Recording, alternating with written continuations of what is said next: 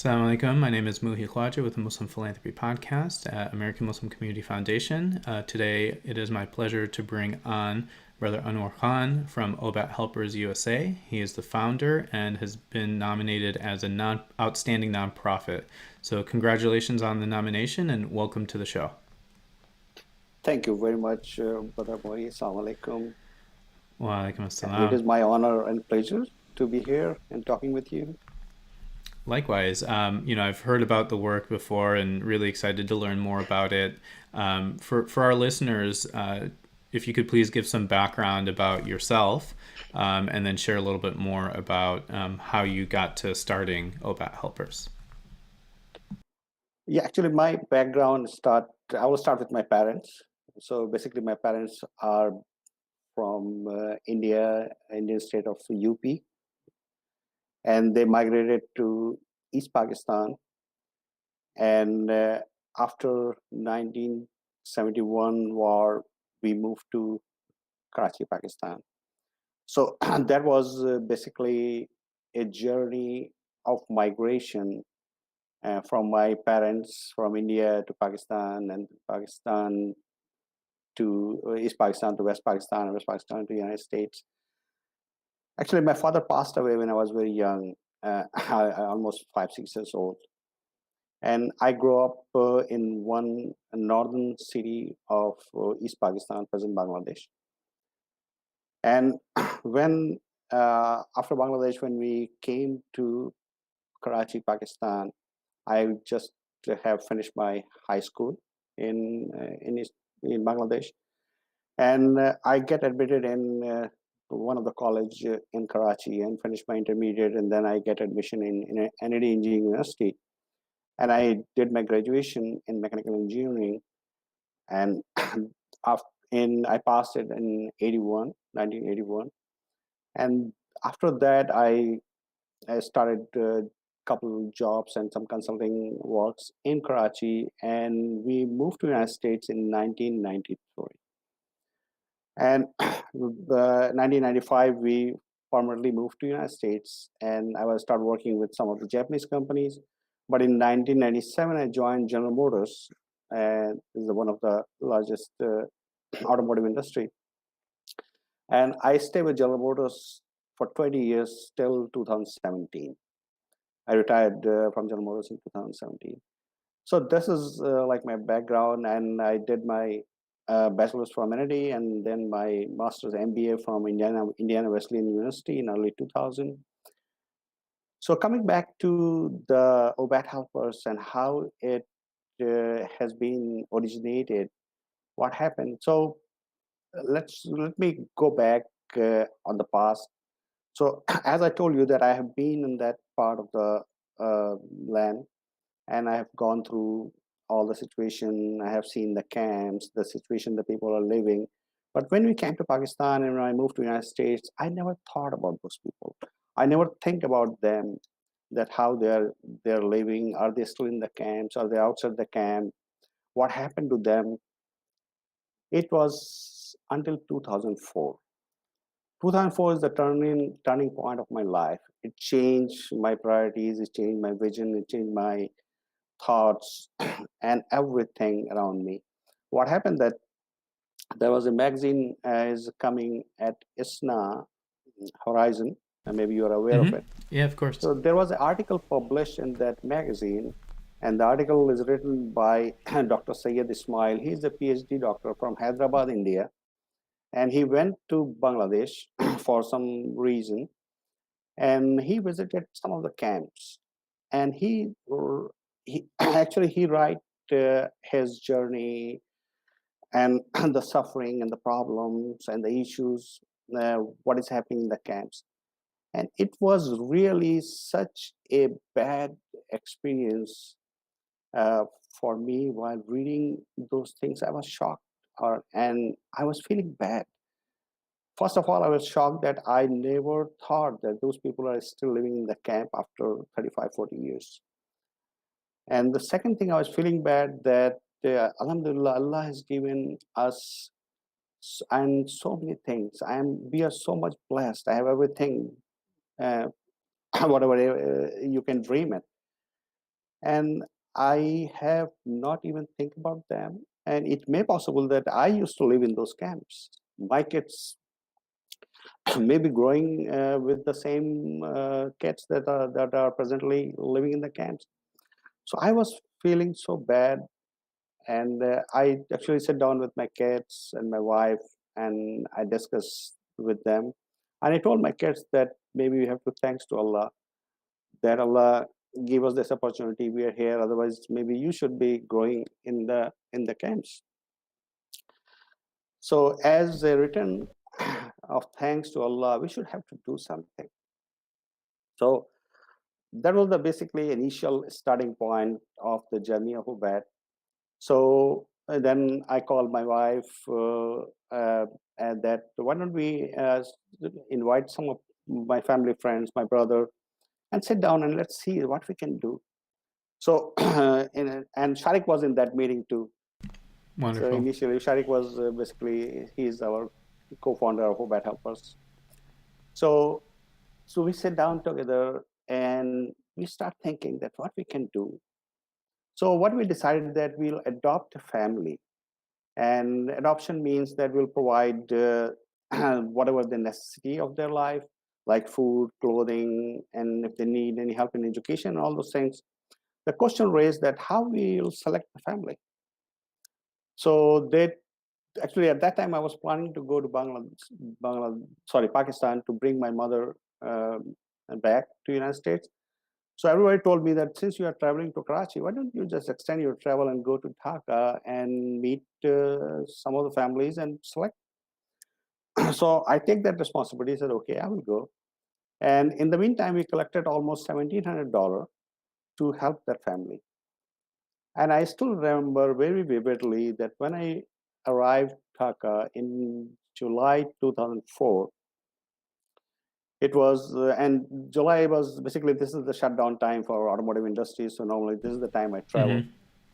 So when I landed in Dhaka and next day I was visiting some of the camps, and the basic objective was that I will select a family. But unfortunately, I was unable to do that because every family I was meeting, uh, I was thinking it is more deserving than the family I previously met. Wow. Even I'm having a list, and I have a very like a well-designed checklist with the point and numbering system that how I can select the family and all. I work in quality management, so Sure. I have a very good process I established. But the end of the day, after like interviewing 9 or 10 families, I was unable to decide. Then I extended one more day, 2 more days, and I was unable to select the family. And I have just $1,700 in my hand. Then I decided that why don't I go to the city where I grew up, and let's go to the camp. So maybe, and all these things happening is not that I was doing that. I think that Allah is making my way. That how it was came in the magazine, and I got to it and I read it, and then something came in my mind, and then I was decided to go to that part of the city, part of the country, and I went there, and you will be surprised to know that was again a turning point of all the thought processes. And what happened in that part of the camp when I was visiting in that city, and city's name is Rangpur. So when I was walking through through the camp, in front of a narrow street, there are a couple kids are standing there, and they told us that this lane is closed. So I asked them that what happened, why the lane is closed. So they told me in Urdu that amma log naha rahi hain. I didn't understand that our mothers are taking shower. But I have no clue that what does this mean to bringing the keeping the kids in front of the lane with the shower. Then I asked someone that can you help me to understand. So they told me that there is a hand pump in the street, but there's no privacy bathroom across the hand pump. So when the woman's need to take a bath, and they put the kids on the both end of the lane, so nobody can travel, nobody can walk, so they can take the shower. When I heard that, uh, as I told you, that it was really a paradigm shift for me. And I was thinking about our houses, the way we live, Right. and all those things. Sorry. So technically, I just sat down on the side on a rock, and I was just thinking, and I was again asking Allah to help me and give me a way that how I can help them. So the thing that came in my mind, that the money I have, why not I use that money to make the privacy bathroom? So this will help not only one family, this will help almost 20, 25 families who are living in that Right. like a street. So as soon as I decided, and Allah maybe guided me, and then I asked someone that can I ask some contractor or engineer? So somebody came up, and just I'm making the story short, that the budget they gave me when I converted in dollar, it was $1,740. That you will be, I am really amazed that how Allah plans the things. Right. So I immediately gave that money to my friend who was with me there and says, okay, this is the money, and you can go ahead and start working. And I was almost done. So I'm just thinking that, okay, my job is done. I brought the money, and money is being used, and I'm done here. Now let's walk back. But Allah has a different plan. So as I'm walking out of the camp, somebody called my friend from the back, and they told me that some woman wants to meet me. And then I saw a couple older women are coming. One woman is like my mother. She came to me and she hugged me, and she was putting her hand on my head, and she was praying and giving dua. I told her that, mother, I'm not doing anything that big. I don't deserve these things. So she told me in Urdu that तुम बेटा तुमको खुद पता नहीं तुम क्या कर रहे हो. Or I still feel emotional when I hear about, think about that. So she told me that बेटा तुमको खुद पता नहीं कि तुम क्या कर रहे हो. हम लोग की बरसों से ख्वाहिश थी कि अल्लाह ताला कोई इज्जत की जगह देता जहां हम नहाना धोना कर सकते. So I told her that inshallah that bathroom will be done very soon. So basically, And if what you she can was, translate for yeah, the listeners, yeah. yeah, what she was telling me, that son, you don't know what you're doing, you have no idea, and this is our dream, that may Allah give us a place where we can take shower with dignity and pride. And we never had this opportunity in our life, but after this, we can do this. So when he finished her talk, then she hold my hand and she asked me that, better, there is a lot of other problems in the camp. Do you want to see those? I cannot say no. So she grabbed my hand and started walking and showing me the bathroom, showing me the other problems, showing me the open sewerage, the the like broken houses, houses without any roof. But one of the major issue was that there was an open city sewerage was going through the camp, and it was so filthy that you cannot even stand there. And they used to live there, and there Yeah. was no coverage on top, and you can see everything. And she told me that there was a 3 years old girl. She fell in this a couple months ago in the night. Nobody knows. And second day, her dead body was found. And she told me that, Beta, can you cover this? Can you make this cover? Then I called the same engineer, and I asked him that how much it will cost. It is almost 150 feet long, 4 feet wide, and 6 feet depth. So to cover on the top with slabs, it would cost around $5,000. So I take this, I told her and the other women around me that I am not promising you, but I will try my best to arrange something that we can cover this open, filthy sewerage. And then I came back home. And when I was arrived at the airport and I was coming back home, my youngest daughter, Arisha, was there. And she asked me a question that, Dad, did you bring the picture of the family you adopted? Because this was an initial thought that we are going to adopt some families there. Right.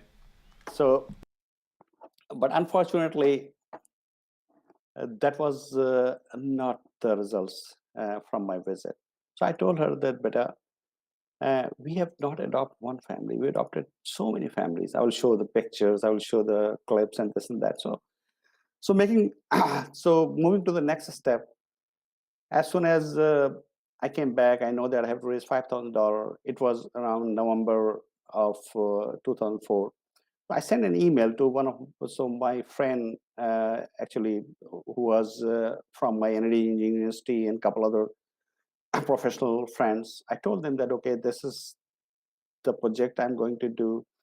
And I went to Bangladesh, and this is the group of the people that are still living in the camps, and this is something I need to make. So I need $5,000. And out of $5,000, I already raised 2,500. I need 2,500 more. And you'll surprised to know that I sent this to like 15, 20 of my friends, and I got almost $20,000. Subhanallah. So I have no clue that what I do with this money. So some of the friends, and they're in New York, and they're civil engineers. Most of them are civil engineers and running their own company. I told them, I called them that, hey guys, we don't need that much money. So because some people send me 3,000 and more at one shot. So I'm sending you money back because I don't need this money, and I just need $5,000, and I already have 2,000 plus money in my hand. I just need that much money. So they told me that, Anwar, we cannot do anything else in Bangladesh in the camps. So I told him, yes, there's a lot of things need to be done, but the issue is that who will do it and how we can do it. So they told me, Anwar, you're the only one who can do it. Let's think about it, and let's move. So this is another thing, that as soon as I have that money in my hand, then I travel back again in December 2004. I also I have a meeting with US Embassy in Dhaka that is organized by Senator Richard Lugar's office. And I told them exactly that what we are going to do, because after 9/11, there's a lot of questions Sure. is around us, Mm-hmm. that being a Muslim and helping in an Islamic country, how things go wrong. Right. So I have a meeting with the US Embassy in Bangladesh, in Dhaka. They actually guided me a lot. And they told me that what is the best way, how to do, and all those things. So this was a starting point, Brother Mohi. And when I start visiting the camps, initially we put focus on the food relief and other things. But slowly, very soon, we realized that this is not the way we can change, and they can uplift, we can empower these people. They will continue depending on us if we'll continue to provide them food and shelters and clothing. So we change our area of focus, and we totally start working on the development sector. And this was basically a change of process we had in 2005, end of 2005. we start changing, we start focusing on education, empowerment, training, leadership, a lot of different things. And alhamdulillah, at that time, some good people around me, like Dr. Sharik and a couple other people, they are continuously advising us that what is the best way to move forward. This is And really a transformational story, and I want to, congratulate you on, following your gut feeling and kind of taking this upon yourself to do something and make a difference, because a lot of people may just read a story in a magazine and that's the end of it, but you saw a purpose, you saw a need, you wanted to make a difference, and then you took it upon yourself to invite your friends and family to learn more and see what you could do, and they encouraged you to visit. So it's really inspiring to see how that journey transformed. And I just really quickly want you to share how now today OBAT Helpers is focusing on a few areas as well. yeah, thank you, Moy. And one other things that I just want to add, that this is something, one of the reasons I start, obviously it is thanks to Allah, but I think that I owe it. And this is a loan that I have to pay back. Regarding the present situation, I I can, as I was discussing earlier, that our major focus was education, and Mm-hmm. we have started this journey with $1,700. But presently, our this year's budget is almost $1.8 million, Wow, that's and phenomenal. alhamdulillah, people are joining hand, organizations are joining hand. We are getting a lot of supports, help from different part of the world. And recently we started in 2017 helping Rohingya refugees also, because we have a very good network in Right. Bangladesh and volunteer force. But our major focus was basically youth, because what we decided that if we change and empower the youth, this will be change the entire community, Right. and they may not need OBAT anymore. The youth will change their own surrounding, own area. So what we first started with improving their vision, their dream, their thought, their capacity building, and at the same time looking at their career development. And presently, just for your information, that we are running almost 13 schools across Bangladesh, and we have tutoring centers, we have IT centers. In the IT centers, we are providing state of the art computer trainings, and our kids are writing languages. They are getting certification in programming like Scratch and Python. Our 6 7 Wonderful. grades are, yeah, working on that. And there are a lot of other Bangladeshi organizations are providing us free like education and training. And with the help of one organization in United States, TTWF, we are also providing digital learning using the tablets. We recently started a smartphone homeschooling after 9/11. Sorry, after COVID-19 situation.